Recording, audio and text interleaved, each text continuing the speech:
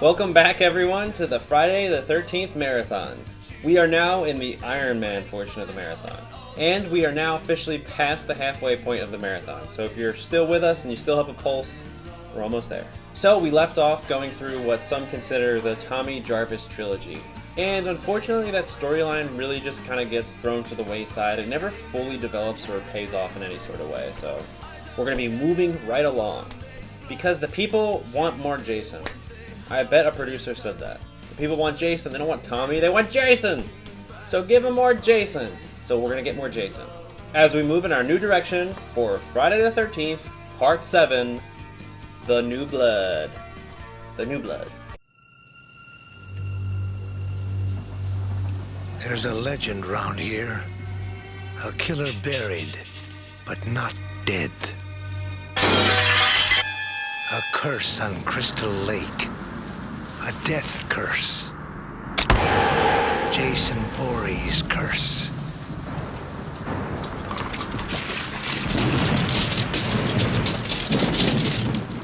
They say he died as a boy, but he keeps coming back.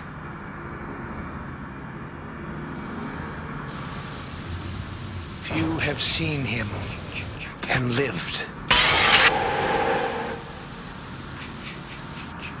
Some have even tried to stop him. No one can.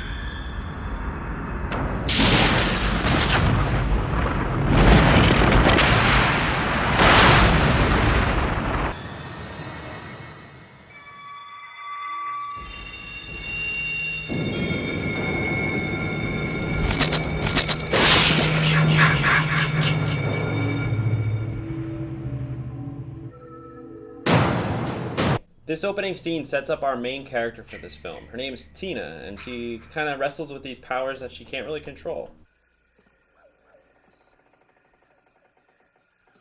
Please, baby, I'm sorry. I didn't mean to. Tina? I hate you! I wish you were dead! John! I wish you were dead! Daddy, no! I'm sorry, Daddy. And obviously her powers get out of control, and she ends up accidentally killing her father. From what I understand, she has these kind of telekinetic powers where she can move objects and start fires with her mind. She's kind of like Carrie from the movie Carrie. Carrie from the movie Carrie. She's kind of like Carrie. We pick up with her years later, and she returns to the spot where she accidentally killed her father. And little does she know, this is actually the same lake that Jason's at the bottom of, tied to a boulder. And she accidentally awakens Jason. I'm so sorry. I wish I could bring you back.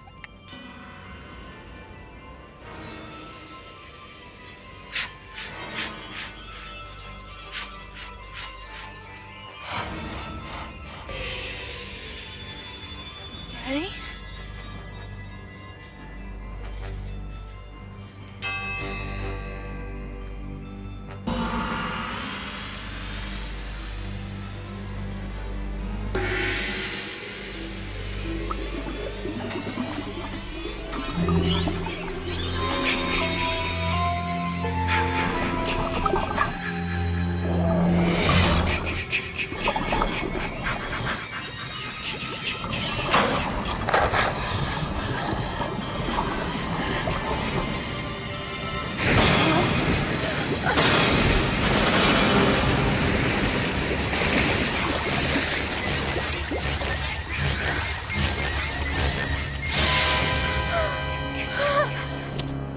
Jason, of course, begins to do what he does best. He just starts resuming the usual. He goes right back to work and starts killing more people. Okay, you big hunk of a man, come and get me! Dan?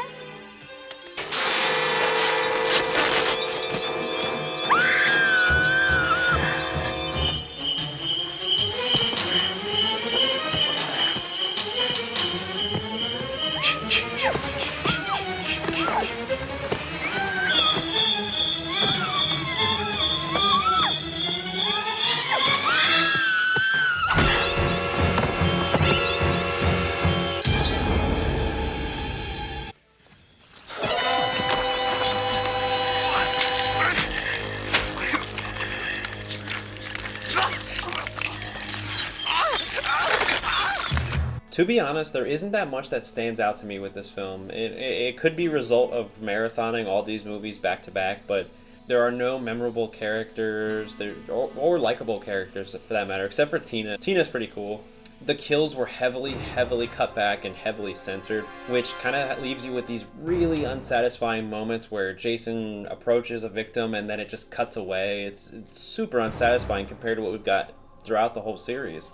There does exist some footage of the kills that you can look up online. It's all very poor quality, but you get to see some of the kills and what they had envisioned for the scenes. You get to see Jason use this weird looking, whatever this power tool is, cut some guy's stomach apart, and then you get the idea of what it would have been like.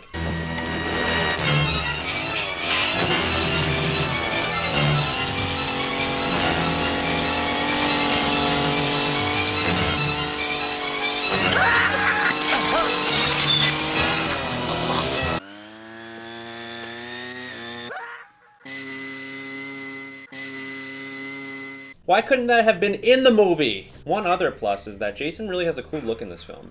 He really does look like this is the same Jason that has been dying and resurrecting, coming back through all these films. His bones are exposed, you can see his spine on his back, the mask is falling apart. It really just looks like he's been through hell and back. There was a lot of attention to detail in his design, and even when his mask is off, which a lot of the movie he has his mask off, they really like to show it because it's really well done and it looks really cool.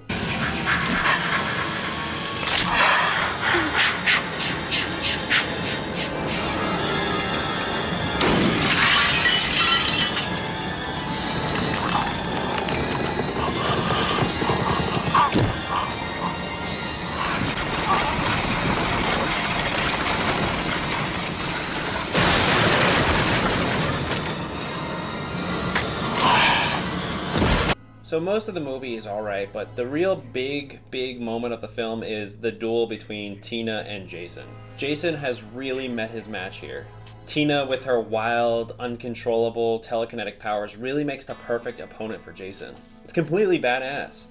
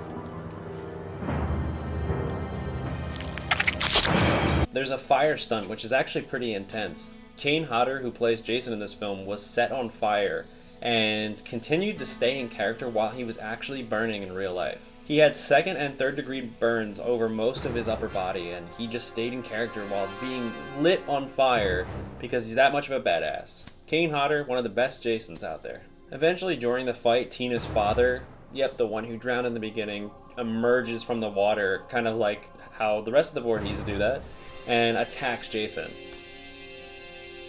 What?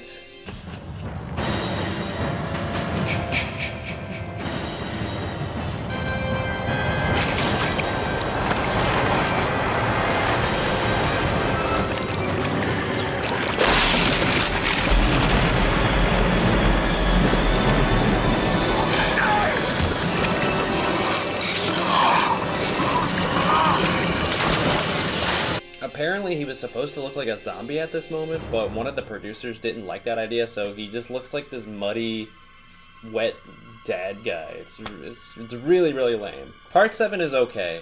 Tina is a really cool character, and when you think about it, she adds a really strange new dynamic to the world of Friday the 13th. It's a world where we have zombies and then also people with telekinetic powers. So many people get murdered. It's a cool thing to think about. I mean, it's a girl with telekinetic powers fighting against a zombie that just murders tons of people and has been coming back over and over again. What were these producers doing?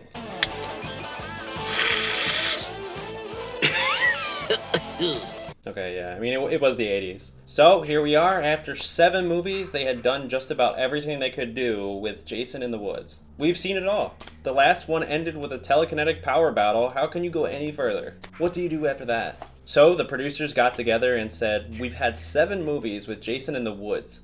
Can we get him anywhere else?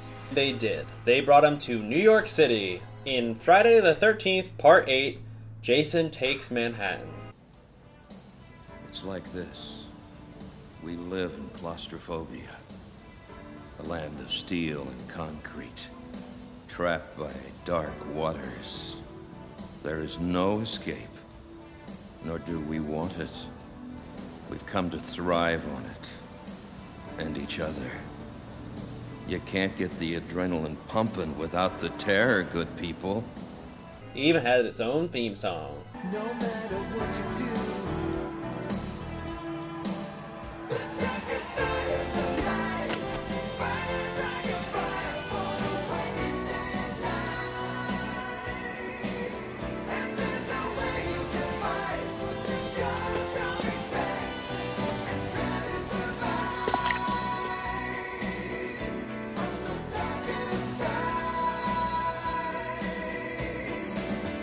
The film opens with a random couple on a boat. They're having some romantic time together, so they decide to start talking about the legend of Jason. It really sets the mood. As the boat's moving through, Jason gets electrocuted by a power cable. He's under the water, gets electrocuted back to life for the second time. As soon as he's back, he gets right back to work and starts killing yet again. Legend has it that Jason came back to get even, vowing to kill every teenager in the area. And every now and then, the murders just start up. Forget about it, Susie. They're just stories.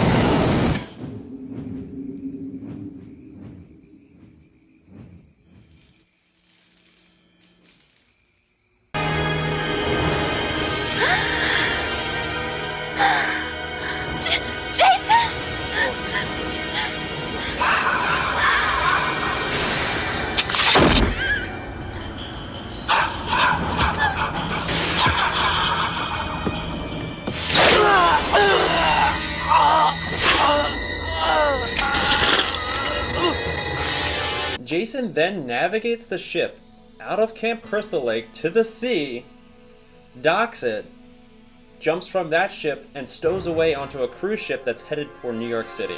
I'm really glad they decided to show us his entire path and really explain how we got to New York City instead of having him just come out of the sewers or something. They wanted to make sure we knew. And for a movie about Jason going to New York City, most of this film takes place on this boat, which kind of sucks. And this was mostly due to budgeting reasons. It's extremely expensive to film in New York City. They had plans to film scenes at all the major landmarks throughout New York City, but realistically had to cut down on a bunch because of the budget. It was just way too expensive.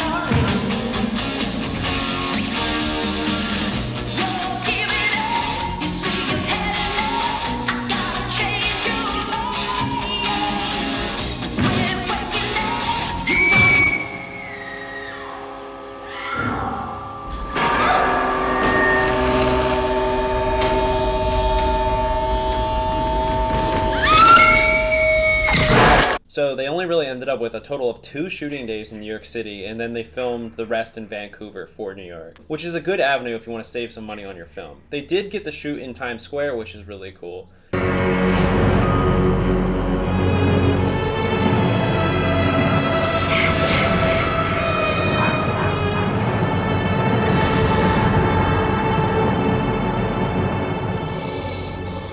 And I can only imagine what it would have been like walking by Times Square, seeing it all blocked off, and then you look in the middle and you see Jason standing there, just staring around. It must have been pretty cool to see.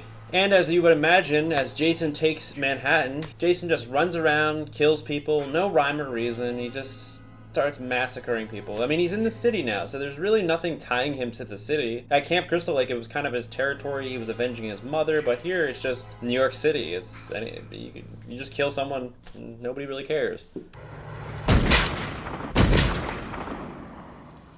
Hello? I've just shot somebody. I did it on purpose.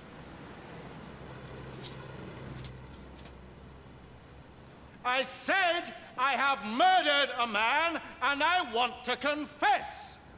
Hey, shut up down there! And due to the nature of being in a big city with so many people, Jason couldn't possibly kill them all. So you get a lot of these scenes of him just walking past people all pissed off. Been in the city, ain't no big deal. You gotta have a heart made of U.S. steel. If the crack don't get you, then the hookers will.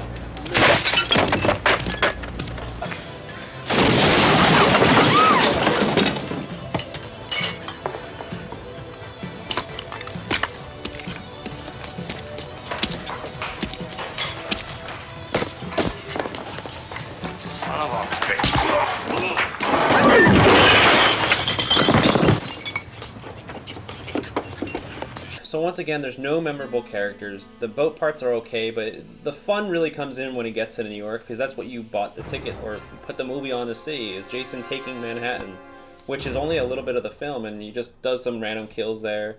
And it's pretty cool. It's alright. He does punch a man's head off. Take your best shot. Motherfucker.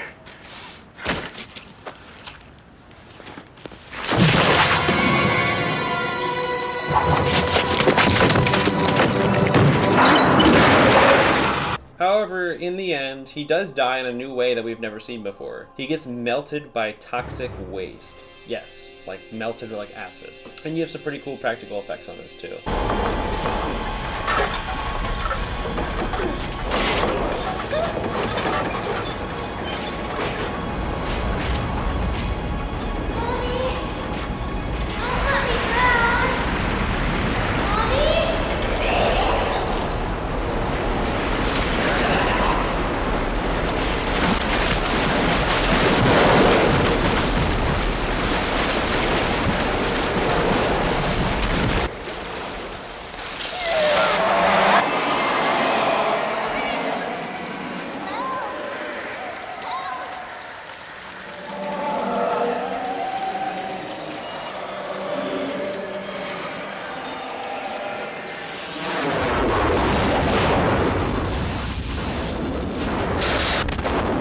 All in all, this film has weak characters, even weaker kills, because most of them were, once again, cut back. It seemed like every movie to come out, and the more popular it got, the more they had to cut back, and it really, really hurts the series. And for me personally, it just takes away the scare factor for Jason. Imagine walking down a crowded street and then seeing Jason. There's a good chance you can just mind your own business, put your head down and walk by and you'll make it out of there alive. However, if you run into him one-on-one in the forest, there's a good chance you're probably gonna die. You can't get away from him. That's just territory. But in New York City, there's just too many people, so it's just like you can hide behind other people, or I don't know. It just creates this boundary of safety between you and Jason, which it makes him less scary. I don't think the city does justice to the character or the story at all. I think it's just a novelty thing. And at this point, Jason was so popular. He was on talk shows and he was just like a pop culture icon. So it kind of like you get that feeling watching this movie that it's just a toy or it's just this figure that is in this movie. It's not really Jason anymore. So now we've really reached the point of the series doing everything it could do. They were out of ideas at 7. They put him in the city. It did pretty well, but here we are now. Where do we go from here? We are now officially out of the 80s and we are in the 90s, and the series has been played out. And Paramount even knew it was played out because they sold the rights to New Line Cinema. So a few years go by, the year is 1993, and New Line Cinema decides to produce Jason Goes to Hell, The Final Friday. We had part 4 all those years ago was the final chapter, and now this one is The Final Friday. So we'll really see if it is The Final Friday. And the way this film opens is completely insane. I'm just gonna roll this one.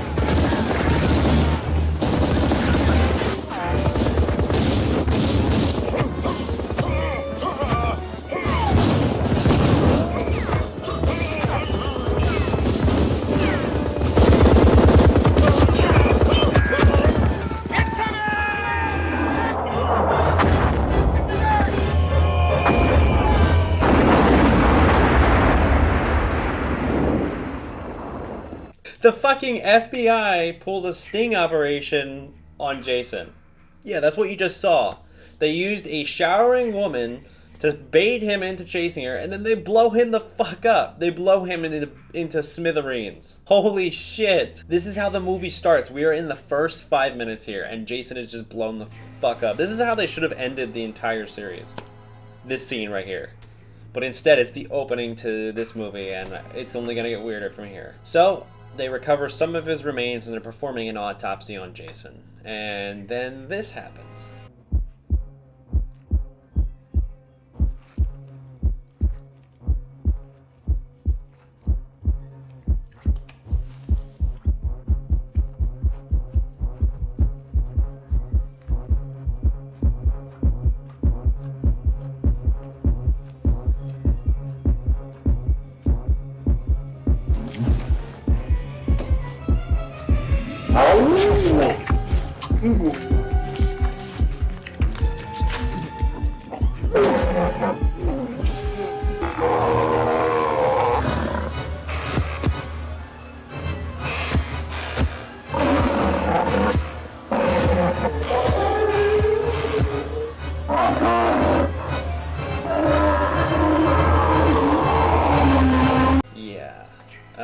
He gets possessed by Jason, and it's not really super clear on how that happened from the start. There's kills that keep happening, and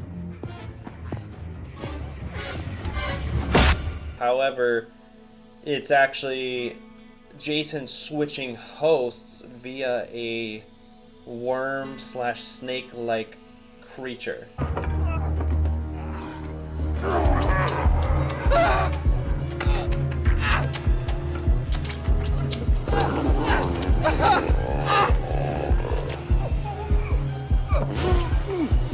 So Jason's true form, or his true essence, is this demonic snake worm creature.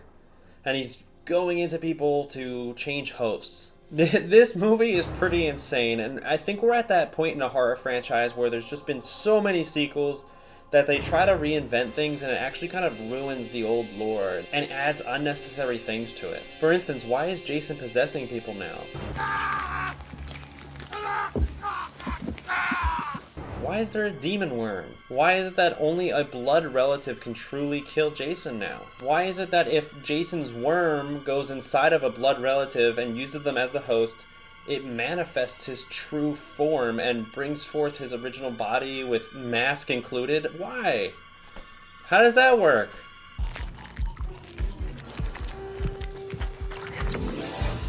Why does the demon worm spawn a hockey mask? The only way that the Bloodline members can truly kill Jason is with a special relic dagger. Yeah, a relic dagger.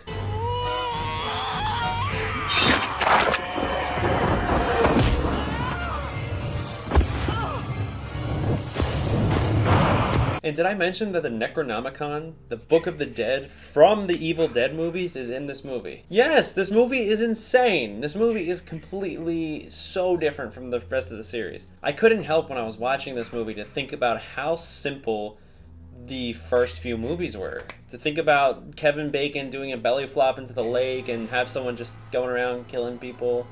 It's such a simple, distilled, perfect idea for the first couple of films, and now we have worm possession, relics, lore that's tied to ancient evil.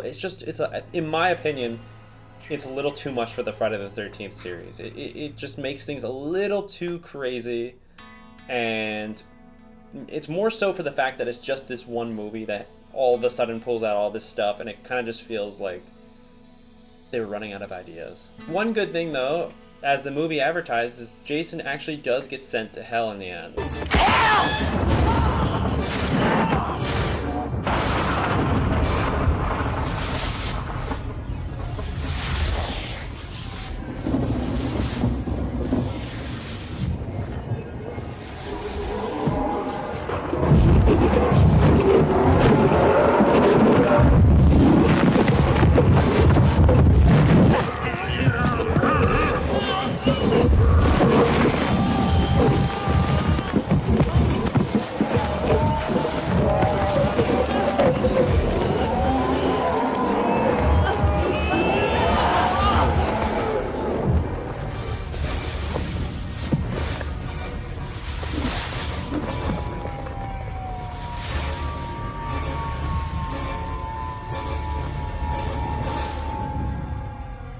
And that's it. It's over. It's finally over. And that seems fitting. After all this time, after all these fake deaths, resurrections, going to hell seems like the only place that can keep Jason. On one hand, it seems crazy and just seems like it sticks out so much in the series, but on the other hand, I do respect them for trying something new. I can't imagine coming into a series at this point in the 9th entry and trying to invent some new storyline or continue a series that's up to part 9. You really have to get creative, and they certainly did. This movie it's more of a body horror type film. It's very strange. It's not a slasher movie, really. It's more psychological and definitely a strange movie. And I do respect it for that, but also I dock it points for that because it is part of the Friday the 13th franchise. And just when you thought the movie was over, we have one more scene. And holy fuck, what a way to end a movie.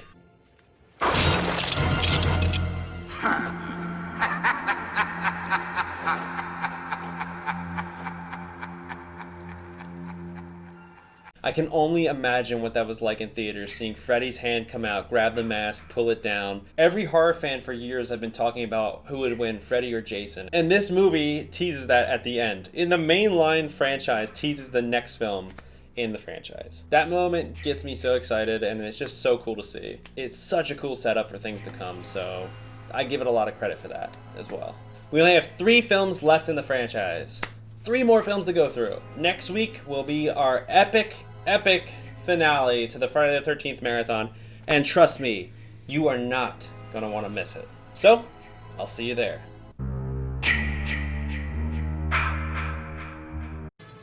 But I haven't even shown you my biology project.